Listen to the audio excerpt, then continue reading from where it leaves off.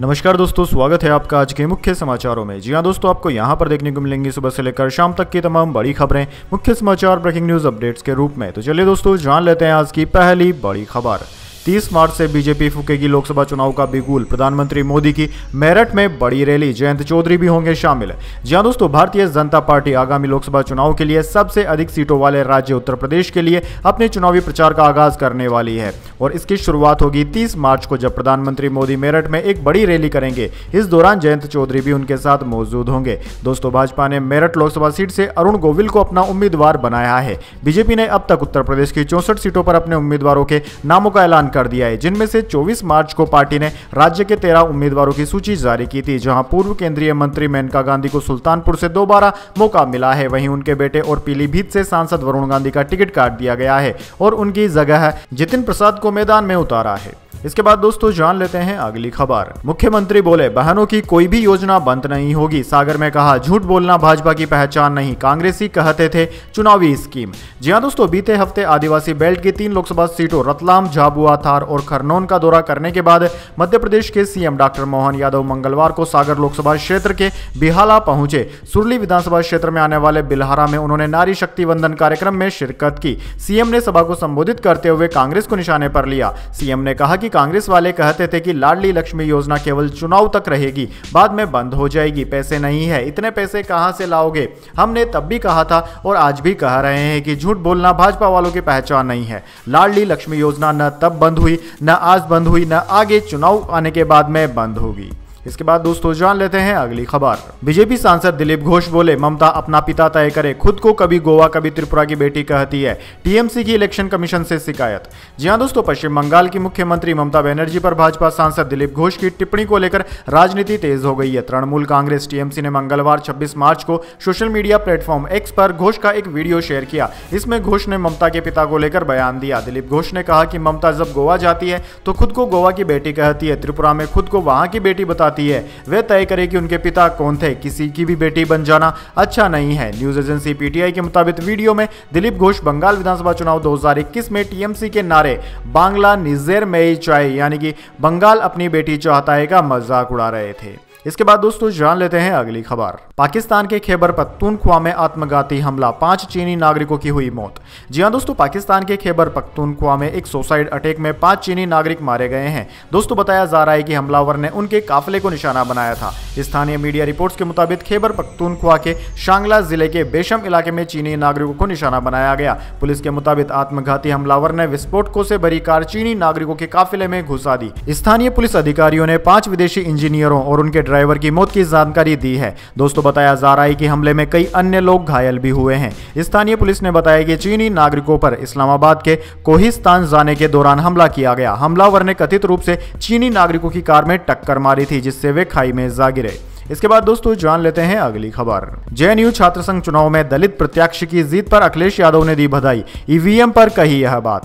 जी हां दोस्तों, समाजवादी पार्टी सपा के अध्यक्ष अखिलेश यादव ने जवाहरलाल नेहरू विश्वविद्यालय छात्र संघ के चुनाव में भारतीय जनता पार्टी भाजपा के सहयोगी संगठन अखिल भारतीय विद्यार्थी परिषद एबीवीपी की पराजय और अध्यक्ष पद पर दलित प्रत्याशी चुने जाने को पीडीए, पिछड़े दलित और अल्पसंख्यक वर्ग की सामूहिक जीत करार दिया है। यादव ने युवाओं को लोकसभा चुनाव में सतर्क रहने की भी अपील करते हुए कहा कि ईवीएम पर नजर रखें और जीत का सबूत दिए जाने तक आराम न करें। उन्होंने कहा कि युवा विरोधी भाजपा सभी युवाओं की एकजुट शक्ति से हार जाएगी। इसके बाद दोस्तों, जान लेते हैं अगली खबर। अमेरिका के मेरीलैंड में जहाज टकराने से ब्रिज ढहा, 2 लोगों को पानी से निकाला गया, 7 लापता। श्रीलंका जा रहा था कार्गो शिप। जी हां दोस्तों, अमेरिका के मेरीलैंड में एक कार्गो जहाज के टकराने से फ्रांसिस स्कॉट का ब्रिज ढहा गया। न्यूयॉर्क टाइम्स के मुताबिक घटना अमेरिकी समय के अनुसार रात करीब 1:30 बजे हुई। पुल के टकराने के बाद जहाज में आग लग गई। सिंगापुर के झंडे वाला यह जहाज श्रीलंका की राजधानी कोलंबो जा रहा था। इसे रवाना हुए कुछ ही समय हुआ था। यह 22 अप्रैल को श्रीलंका पहुंचने वाला था। जहाज का नाम दाली बताया जा रहा है। पुल ढहने की वजह से इस पर मौजूद कई गाड़ियां और लोग पानी में गिरे। फायर डिपार्टमेंट के मुताबिक अब तक 7 लोग लापता हैं। 2 लोगों को पानी से निकाला गया है। इनमें एक की हालत गंभीर है, जबकि जहाज का क्रू सुरक्षित है। इसके बाद दोस्तों जान लेते हैं अगली खबर। मुंबई पहली बार एशिया की बिलियनियर कैपिटल बनी। यहां एक साल में 26 अरबपति बढ़े। बीजिंग को पीछे छोड़ा, दुनिया में तीसरे नंबर पर। जी हां दोस्तों, भारत की आर्थिक राजधानी मुंबई एशिया की अरबपतियों की राजधानी बन गई है। मुंबई ने पहली बार चीन की राजधानी बीजिंग को पीछे छोड़कर यह मुकाम हासिल किया। दरअसल दोस्तों 603 वर्ग किलोमीटर के एरिया वाले इस शहर में 92 अरबपति रहते हैं, जबकि बीजिंग के 16,000 वर्ग किलोमीटर में 91 अरबपति रहते हैं। हुरन रिसर्च की 2024 ग्लोबल रिच लिस्ट के मुताबिक पिछले एक साल में मुंबई में 26 नए लोग बिलियनियर बने हैं, जबकि बीजिंग में इस दौरान 18 लोग इस लिस्ट से बाहर हुए हैं। चीन में 814 बिलियनियर रहते हैं, जबकि भारत में 271 बिलियनियर रहते हैं। इसके बाद दोस्तों जान लेते हैं अगली बड़ी खबर। शक्ति स्वरूपा, प्रधानमंत्री मोदी ने संदेश खाली पीड़िता को किया फोन। बीजेपी ने बशीरहाट से बनाया उम्मीदवार। जी हां दोस्तों, भारतीय जनता पार्टी बीजेपी ने बंगाल के संदेश खाली इलाके की एक यौन उत्पीड़न महिला रेखा पात्रा को बशीरहाट लोकसभा सीट से टिकट दिया है। प्रधानमंत्री नरेंद्र मोदी ने मंगलवार को संदेश खाली मामले की पीड़िता और अब बीजेपी उम्मीदवार से फोन पर बात की। पीएम ने रेखा पात्रा से चुनावी तैयारियों के बारे में जानकारी ली। प्रधानमंत्री मोदी ने रेखा पात्रा को शक्ति स्वरूपा करार दिया। दोस्तों आपकी जानकारी के लिए बता दें, बशीरहाट सीट से अभी बंगाली फिल्मों की एक्ट्रेस नुसरत जहां सांसद है। हालांकि इस बार टीएमसी ने नुसरत जहां को इस सीट से टिकट नहीं दिया है। टीएमसी ने हाजी नूरुल इस्लाम को चुनावी मैदान में उतारा है। इसके बाद दोस्तों जान लेते हैं अगली खबर। रंग पंचमी पर महाकाल मंदिर में नहीं उड़ेगा रंग गुलाल। आग की घटना के बाद बाहर से रंग लाने पर लगा बैन। पंडे पुजारी मनाएंगे प्रतीकात्मक त्योहार। जी हां दोस्तों, उज्जैन के महाकाल मंदिर के गर्भगृह में आग लगने की घटना के बाद अब मंदिर में रंग लाने पर बैन लगा दिया गया है। 29 मार्च को रंग पंचमी पर्व के लिए गाइडलाइन भी जारी कर दी गई है। दरअसल दोस्तों कलेक्टर ने कहा है कि सुप्रीम कोर्ट से जारी गाइडलाइन के अनुसार ही पर्व मनाया जाएगा। इसका सख्ती से पालन करना होगा। उन्होंने कहा कि महाकालेश्वर मंदिर प्रबंधन समिति उत्सव के लिए टेशु यानी कि पलास के फूल से बने हर्बल रंग उपलब्ध करवाएगी। इसके बाद दोस्तों जान लेते हैं अगली खबर। पंजाब में कांग्रेस को एक और झटका। पूर्व सीएम बेअंत सिंह के पोते और सांसद रवनीत बिट्टू बीजेपी में हुए शामिल। जी हां दोस्तों, लोकसभा चुनाव से पहले तमाम नेता दल बदल की राजनीति में लगे हुए हैं। अब पंजाब में कांग्रेस को बड़ा झटका लगा है। जानकारी आ रही है कि पंजाब के पूर्व सीएम बेअंत सिंह के पोते रवनीत बिट्टू ने बीजेपी का दामन थाम लिया है। रवनीत बिट्टू लुधियाना से वर्तमान में सांसद हैं और उन्हें कांग्रेस नेता राहुल गांधी का करीबी माना जाता था। बीजेपी के वरिष्ठ नेता विनोद तावड़े ने मंगलवार शाम को भारतीय जनता पार्टी मुख्यालय पर रवनीत बिट्टू को पार्टी की सदस्यता ग्रहण कराई और बुके देकर उनका स्वागत किया। दोस्तों आपको बता दें, रवनीत बिट्टू की गिनती पंजाब में दिग्गज नेताओं में होती थी। वो 3 बार से सांसद हैं। उन्होंने साल 2009 आनंदपुर साहिब सीट से सांसद चुनाव के रूप में जीता था। इसके बाद साल 2014 और 19 के लोकसभा चुनाव में शानदार जीत उन्होंने हासिल की थी। इसके बाद दोस्तों जान लेते हैं अगली खबर। भारत का ऑस्ट्रेलिया दौरा पर्थ टेस्ट से शुरू होगा। पहला टेस्ट 22 नवंबर से 7 जनवरी तक चलेगी सीरीज। आखिरी मैच सिडनी में। जी हां दोस्तों, टीम इंडिया के ऑस्ट्रेलिया दौरे का शेड्यूल मंगलवार को जारी कर दिया गया। टीम 5 टेस्ट मैच खेलेगी। पहला मुकाबला 22 नवंबर से पर्थ में खेला जाएगा। सीरीज का आखिरी टेस्ट मुकाबला 3 जनवरी से सिडनी में शुरू होगा। दोस्तों टीम इंडिया ऑस्ट्रेलिया के खिलाफ 10 साल से कोई टेस्ट सीरीज नहीं हारी है। टीम ने कंगारुओं को उन्हीं के घर में 2 बार और अपने घर में भी 2 बार हराया। हर बार जीत का अंतर 2-1 से भारत के पक्ष में रहा। वहीं दोस्तों क्रिकेट ऑस्ट्रेलिया ने मंगलवार को 2024-25 सीजन का शेड्यूल जारी किया है। 22 नवंबर को पर्थ में पहला टेस्ट होगा। इसके बाद 6 दिसंबर को एडिलेड में डे नाइट टेस्ट मैच खेला जाएगा। फिर ब्रिस्बेन के द गावा मैदान पर 14 दिसंबर से तीसरा टेस्ट मुकाबला और मेलबोर्न में 26 दिसंबर से चौथा टेस्ट मुकाबला खेला जाएगा। इसके बाद दोस्तों जान लेते हैं अगली खबर। बच्चों को भीख मांगने की ट्रेनिंग देने वाला गैंग दिन के हिसाब से देते हैं भगवान की फोटो। दुआ देने का तरीका भी सिखाते हैं। जी हां दोस्तों, आपने बिल्कुल सही सुना। आपने सड़कों पर, दुकानों पर, ट्रैफिक लाइट्स पर छोटे बच्चों को भगवान की फोटो लेकर भीख मांगते हुए जरूर देखा होगा और आपने खुशी से या फिर दया करके उनको पैसे जरूर दिए होंगे। लेकिन दोस्तों अगर आप इस तरह के बच्चों को पैसे देते हैं तो यह आप बहुत बड़ी गलती कर रहे हैं उनके भविष्य के साथ। दरअसल दोस्तों एक गैंग पकड़ा गया है जो कि छोटे बच्चों को भीख मांगने की ट्रेनिंग देता था। यह गैंग उन बच्चों को जबरदस्ती भीख मंगवाता था। अलग अलग दिन के हिसाब से अलग अलग भगवान की फोटोएं उनको दी जाती थी और उनसे जबरदस्ती भीख मंगवाई जाती थी। इस तरह के गैंग बच्चों को किडनैप तक करते हैं। इसलिए अगर आप इन बच्चों की भलाई चाहते हैं तो आप कोशिश करिए कि ऐसे बच्चों को भीख ना दें और पता लगाने की कोशिश करें कि यह बच्चे कहीं किसी गैंग का शिकार तो नहीं है। इसके बाद दोस्तों जान लेते हैं अगली खबर। 2047 तक भारत बन पाएगा विकसित राष्ट्र, आरबीआई के पूर्व गवर्नर रघुराम राजन ने दिया यह जवाब। जी हां दोस्तों, प्रधानमंत्री मोदी और उनके नेतृत्व वाली सरकार ने साल 2047 तक भारत को विकसित बनाने का लक्ष्य रखा है। इंडिया इस टारगेट को हासिल कर पाएगा या नहीं, इस बारे में जब भारतीय रिजर्व बैंक आरबीआई के पूर्व गवर्नर रघुराम राजन से पूछा गया तो उन्होंने कहा कि हिंदुस्तान मजबूत आर्थिक विकास को लेकर जिस प्रकार का प्रचार कर रहा है उसे लेकर बड़ी गलती की जा रही है। रघुराम राजन के मुताबिक देश में ढेर सारी ढांचागत समस्याएं हैं जिनका हल किया जाना चाहिए। मौजूदा समय में सबसे बड़ी चुनौती शिक्षा और कामगारों के स्किल सेट में सुधार लाना है। ब्लूमबर्ग से बातचीत के दौरान आरबीआई के पूर्व गवर्नर ने यह भी दावा किया कि इंडिया 2047 तक विकसित देश नहीं बन पाएगा और अगर ढेर सारे बच्चे हाई स्कूल तक की शिक्षा भी नहीं पा पाते हैं तो ड्रॉप आउट रेट भी अधिक रहता है, तब इस तरह के लक्ष्य की बात करना बिल्कुल बकवास है। इसके बाद दोस्तों जाने अगली बड़ी खबर, लेकिन उससे पहले मेरी आपसे एक छोटी सी रिक्वेस्ट है, अगर दोस्तों आपको अभी तक हमारी न्यूज पसंद आई है तो इसे एक छोटा सा लाइक जरूर दे दीजिए और अगर आपको पसंद नहीं आई है तो बेशक आप डिसलाइक भी कर सकते हैं, लेकिन दोस्तों लाइक और डिसलाइक जरूर कीजिए क्योंकि दोस्तों यही हमारी मेहनत का फल होता है और इसी से हमें पता चलता है कि आपको हमारी वीडियोस पसंद आ रही है या नहीं। तो चलिए दोस्तों जान लेते हैं आज की अगली बड़ी खबर।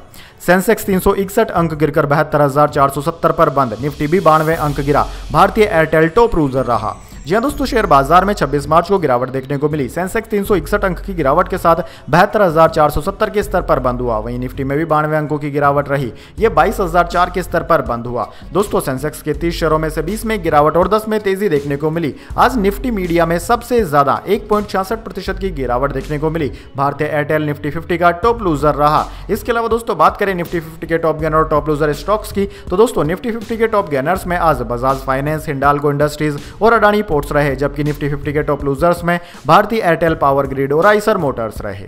इसके बाद दोस्तों जान लेते हैं अगली खबर। विजयपत सिंघानिया बोले बेटे के साथ सुलह नहीं हुई, 10 साल में पहली बार जेके हाउस गया। 20 मार्च को गौतम सिंघानिया ने शेयर की थी तस्वीर। जी हां दोस्तों, रेमंड ग्रुप के चेयरमैन गौतम सिंघानिया के पिता विजयपत सिंघानिया ने अपने बेटे के साथ सुलह की सभी अटकलों को खारिज कर दिया है। दरअसल दोस्तों 6 दिन पहले 20 मार्च को गौतम सिंघानिया ने सोशल मीडिया प्लेटफॉर्म एक्स पर अपने पिता के साथ एक तस्वीर शेयर की थी। इसके साथ ही उन्होंने लिखा था कि आज अपने पिता को घर पर पाकर और उनका आशीर्वाद पाकर खुश हूं, आपके सदैव अच्छे स्वास्थ्य की कामना करता हूं पापा। अब विजयपत ने दावा किया है कि उनके बेटे ने उन्हें जेके हाउस में मिलने के लिए मजबूर किया था। वहीं उन्होंने कहा कि सोशल मीडिया पर वायरल हो रही तस्वीर एक गुप्त उद्देश्य के तहत खींची गई है।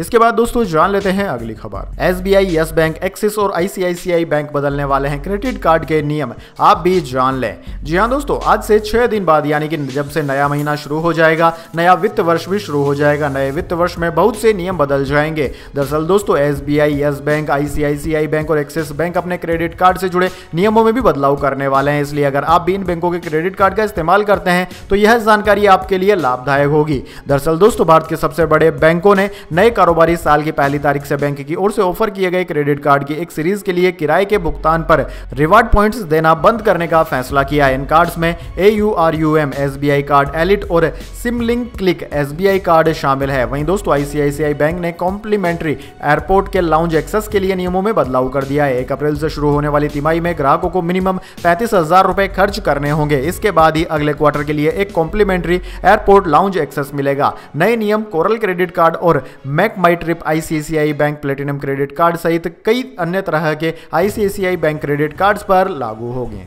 इसके बाद दोस्तों जान लेते हैं अगली खबर। वेदर अपडेट, कई राज्यों में बारिश और आंधी के हैं आसार, बादलों के आगोश में रहेगी दिल्ली, आईएमडी का लेटेस्ट अपडेट। जी हां दोस्तों, देश के मैदानी हिस्सों से ठंड का असर समाप्त हो चुका है। उत्तर और पूर्वी राज्यों में तापमान में लगातार वृद्धि रिकॉर्ड की जा रही है। इसके साथ ही मौसमी दशाओं का तेजी से बदलना भी शुरू हो चुका है। भारतीय मौसम विज्ञान विभाग आईएमडी प्रकृति के बदलते तेवर को देखते हुए देश के कई हिस्सों में मंगलवार को तेज हवा के साथ बारिश होने की संभावना जता रहा है। खासकर पूर्वोत्तर और पूर्वी भारत में तूफान के साथ बारिश होने का पूर्वानुमान है। इससे पहले मध्य भारत के कई क्षेत्रों में बारिश रिकॉर्ड की गई। इस दौरान धूल भरी आंधी चलने के भी आसार हैं। वहीं दोस्तों दूसरी तरफ दिल्ली और आसपास के इलाकों में 26 मार्च को बादल छाए रहने का पूर्वानुमान है। इंडियन मेट्रोलॉजी डिपार्टमेंट ने मौसम को लेकर ताजा पूर्वानुमान जारी किया है। मौसम वैज्ञानिकों की माने तो 27 मार्च को पूर्वी और पूर्वोत्तर राज्यों के कई हिस्सों में धूल भरी आंधी चल सकती है।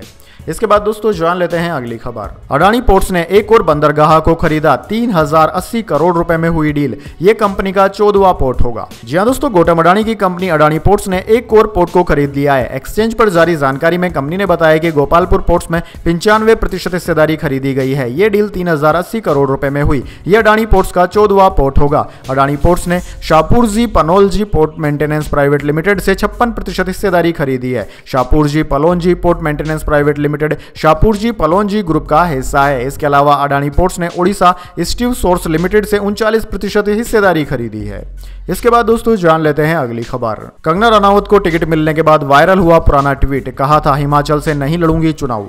जी हां दोस्तों, एक्ट्रेस कंगना रनावत ने एक्टिंग में तो अपने टैलेंट का लोहा मनवा ही लिया है, अब वो राजनीति में भी धमाकेदार एंट्री करने जा रही है। रविवार को सामने आया कि कंगना भारतीय जनता पार्टी के टिकट पर हिमाचल प्रदेश के मंडी से लोकसभा चुनाव 2024 में दावेदारी पेश करती नजर आएंगी। देश की राजनीति पर हमेशा से ही अपने विचार खुलकर रखने वाली कंगना का पॉलिटिक्स में आना लोगों के लिए कोई बहुत बड़ा सरप्राइज नहीं है। पिछले साल नवंबर में भी कंगना ने हिंट दिया था कि वह चुनाव लड़ती नजर आ सकती हैं, मगर कंगना को मंडी से टिकट मिलने के बाद उनका एक पुराना ट्वीट काफी वायरल हो रहा है। इस ट्वीट में कंगना ने कहा था कि वो हिमाचल से नहीं किसी कॉम्प्लेक्स राज्य से चुनाव लड़ना चाहती है। इसके बाद दोस्तों जान लेते हैं अगली खबर। केरल सीएम बोले संघ परिवार जय हिंद बोलना छोड़ दे। एंटी-सीएए रैली में कहा भारत माता की जय और जय हिंद का नारा मुस्लिमों ने दिया था। जी हां दोस्तों, लेफ्ट डेमोक्रेटिक फ्रंट एलडीएफ ने केरल के मल्लपुरम में सोमवार को सिटीजनशिप अमेंडमेंट एक्ट सीएए के विरोध में रैली निकाली। इसमें केरल के मुख्यमंत्री पिनराई विजयन ने कहा कि संघ परिवार को भारत माता की जय और जय हिंद नारा लगाना छोड़ देना चाहिए,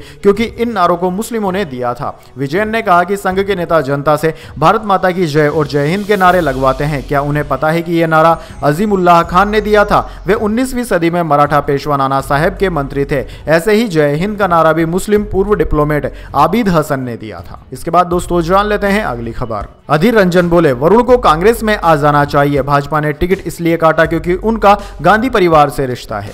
जी हां दोस्तों, पीलीभीत से भाजपा ने वरुण गांधी का टिकट काट दिया है। उनकी जगह पर जितिन प्रसाद को मैदान में उतारा गया है। टिकट कटने पर वरुण का अब तक कोई रिएक्शन नहीं आया है। इसी बीच कांग्रेस नेता अधीर रंजन चौधरी ने उन्हें कांग्रेस में शामिल होने का ऑफर दिया है। मंगलवार को पश्चिम बंगाल के मुर्शिदाबाद में अधीर ने मीडिया से बात करते हुए कहा कि वरुण गांधी को अब कांग्रेस में आ जाना चाहिए, इससे हमें खुशी होगी। वह साफ छवि के नेता हैं। भाजपा ने उन्हें टिकट इसलिए नहीं दिया क्योंकि उनका गांधी परिवार से संबंध है। पीलीभीत में पहले फेज में 19 अप्रैल को वोटिंग होनी है। यहां नामांकन की आखिरी डेट 27 मार्च है, यानी कि वरुण पीलीभीत से चुनाव लड़ेंगे या नहीं, इसका फैसला करने के लिए उनके पास 24 घंटे से भी कम समय है। दोस्तों आपकी जानकारी के लिए बता दें, नामांकन के पहले दिन ही वरुण गांधी के पीए ने 4 पर्चे खरीदे थे। इसके बाद दोस्तों जान लेते हैं अगली खबर। विराट कोहली बोले मुझे टी20 प्रमोशन के लिए इस्तेमाल करते हैं, पर मुझ में काफी खेल बाकी है, अचीवमेंट नहीं, टीम की जीत के लिए खेलता हूं। जी हां दोस्तों, पंजाब किंग्स से मैच जीतने के बाद बेंगलुरु के ओपनर विराट कोहली ने कहा है कि उनमें काफी टी20 क्रिकेट बाकी है। कोहली ने कहा कि उनके नाम का इस्तेमाल टी20 क्रिकेट को प्रमोट करने के लिए किया जा रहा है, लेकिन उनमें काफी खेल बाकी है। वह अब आंकड़े और अचीवमेंट्स नहीं, टीम की जीत के लिए खेल रहे हैं। पंजाब के खिलाफ विराट ने 77 रन की पारी खेली और टीम को 177 रन का टारगेट चेंज करवाया। Kohli player of the match रहे और ऑरेंज कैप भी हासिल की। इसके बाद दोस्तों जान लेते हैं अगली खबर। चीन बोला भारत ने 1987 में अरुणाचल पर कब्जा किया, वो हमारा हिस्सा। जयशंकर ने कहा था ड्रैगन सीमा समझौतों को नहीं मानता। जी हां दोस्तों, चीन ने एक बार फिर से अरुणाचल प्रदेश को अपना हिस्सा बताया है। चीन के विदेश मंत्रालय के प्रवक्ता लिन जियान ने कहा कि 1987 में भारत ने चीनी जमीन पर अवैध तरह से अरुणाचल प्रदेश को बसाया। हमने तब भी इसका विरोध किया था और आज भी हम अपने बयान पर कायम है। जियान ने कहा कि चीन और भारत की सीमा का कभी सीमांकन नहीं किया गया। ये पूर्वी सेक्टर, पश्चिमी सेक्टर और सिक्किम सेक्टर में बटी हुई है। पूर्वी सेक्टर में जंगनान यानी कि अरुणाचल प्रदेश हमारा हिस्सा है। भारत के कब्जे से पहले चीन ने हमेशा प्रभावी ढंग से यहां पर शासन किया है। यह मूल तथ्य है जिससे इनकार नहीं किया जा सकता। इसके बाद दोस्तों जान लेते हैं अगली खबर। तालिबान अवैध संबंध पर पत्थर मारकर सजा देगा, महिलाओं को सरेआम कोड़े भी मारे जाएंगे, कहा हम देश में सरिया लागू करके रहेंगे। जी हां दोस्तों, अफगानिस्तान में तालिबानी हुकूमत के सुप्रीम लीडर मुल्ला हिमादुल्लाह अखुंदजादा ने महिलाओं के खिलाफ एक नया फरमान जारी किया है।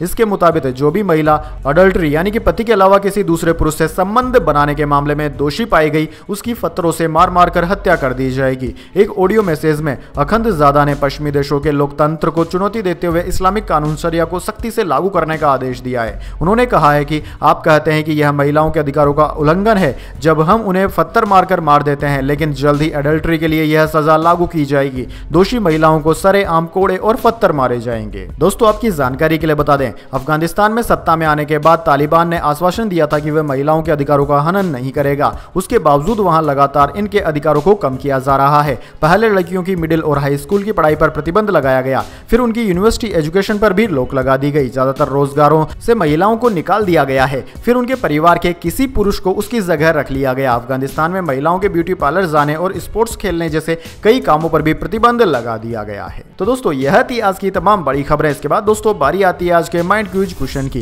जी हाँ दोस्तों, एक आसान से सवाल का जवाब देकर आप जीत सकते हैं एक सरप्राइज गिफ्ट हमारे यूट्यूब चैनल की ओर से। तो दोस्तों, आज का सवाल आपकी स्क्रीन पर आ चुका है। सिख धर्म के प्रथम गुरु का नाम क्या है? जी हाँ दोस्तों, अगर आप जानते हैं सिख धर्म के अनुसार उनके प्रथम गुरु का नाम क्या है, अगर दोस्तों आप जानते हैं उनका नाम तो जल्दी से कमेंट बॉक्स में लिख दीजिए। अगर दोस्तों आपका जवाब होता है एकदम सही और आप चुन जाते हैं लकी विजेता के रूप में, तो आपको मिल सकता है एक सरप्राइज गिफ्ट हमारे यूट्यूब चैनल की ओर से। तो दोस्तों जल्दी से अपना उत्तर कमेंट बॉक्स में लिख दीजिए, वीडियो को लाइक कर लीजिए और चैनल को सब्सक्राइब करके बेल आइकन भी दबा लीजिए। धन्यवाद। वंदे मातरम। जय हिंद, जय भारत।